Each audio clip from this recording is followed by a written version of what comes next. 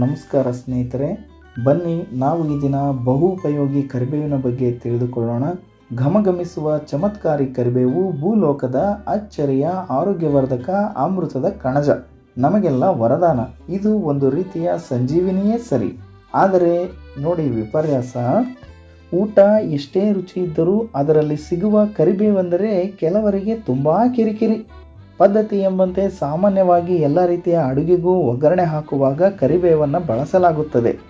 ಪರಿಮಳ ಸ್ವಾದವನ್ನು ಹೆಚ್ಚು ಮಾಡುವ ಇವನ್ನು ನಾವು ಮಾತ್ರ ತಟ್ಟೆಯಿಂದ ಹೊರಹಾಕುತ್ತೇವೆ.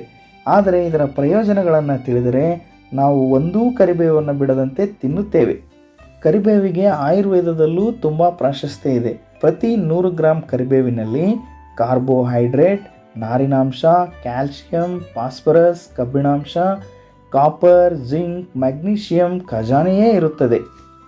ಇದರಲ್ಲಿಯ ಔಷಧೀಯ ಗುಣಗಳು ಅನೇಕ ಆರೋಗ್ಯ ಸಮಸ್ಯೆಗಳನ್ನು ದೂರ ಮಾಡುತ್ತವೆ.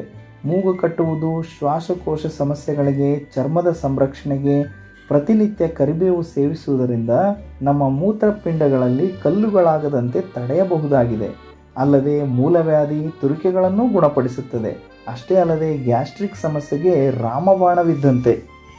ಕಣ್ಣು, ತಲೆಗೂದಲು, ಜೀರ್ಣಕ್ರಿಯೆ, ಮಧುಮೇಹ ನಿಯಂತ್ರಣಕ್ಕೆ, ಹೃದಯದ ಆರೋಗ್ಯಕ್ಕೆ, ಹೀಗೆ ನಾನಾ ಉಪಯೋಗಗಳಿವೆ. ಇವುಗಳನ್ನು ಇಷ್ಟೇ ಸೇವಿಸಬೇಕೆಂಬ ಮಿತಿಯೂ ಇಲ್ಲ ಹಾಗೂ ಅಡ್ಡ ಪರಿಣಾಮಗಳೂ ಇಲ್ಲ.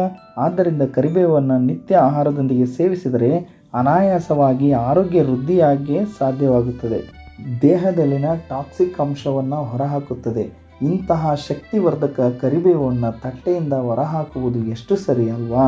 ಕರಿಬೇವು ನಿತ್ಯ ಸೇವಿಸೋಣ, ಆರೋಗ್ಯದಿಂದ ಇರೋಣ. ಇದನ್ನು ಸೇವಿಸಲು ಹೆಚ್ಚುವರಿ ಸಮಯ ಅಥವಾ ಶ್ರಮವೂ ಬೇಡ. Thank you.